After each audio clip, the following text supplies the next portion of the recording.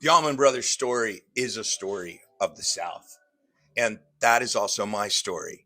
And the reason I call it Conversation from the Crossroads of Southern Music, History, and Culture is because I use history, and specifically the Allman Brothers history, to better understand my world. And it was a history of the New South. And I think we might have said this before. I mean, it blew my mind because that story is my dad. It's my grandparents in the South.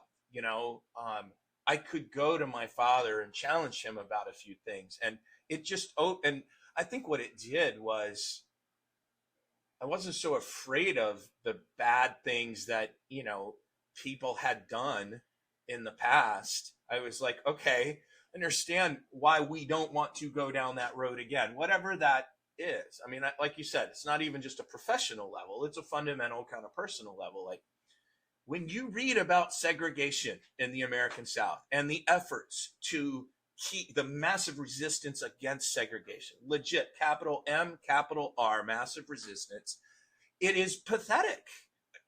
For a region of the country who was as poor as the South was, coming out of the Civil War and really all through as they made their transition from kind of farm labor, if you will, to mechanization.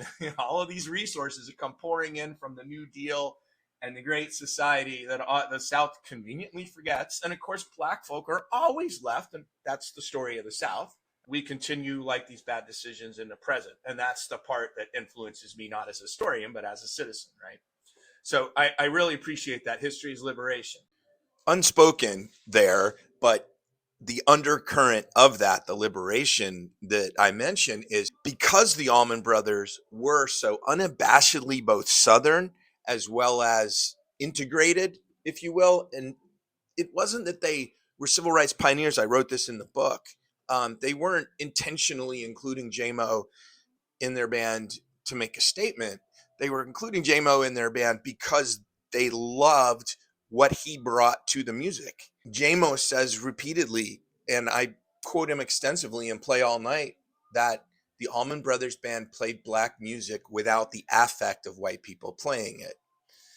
That's cool in and of itself. But to me, the fact that they were an integrated band at this time that I was learning about the New South that I just talked about, how impactful that was for me, the goodness of the American South that's found within its music, and specifically this tree, its branches, its leaves, and its roots of the Allman Brothers Band in Southern music history and culture.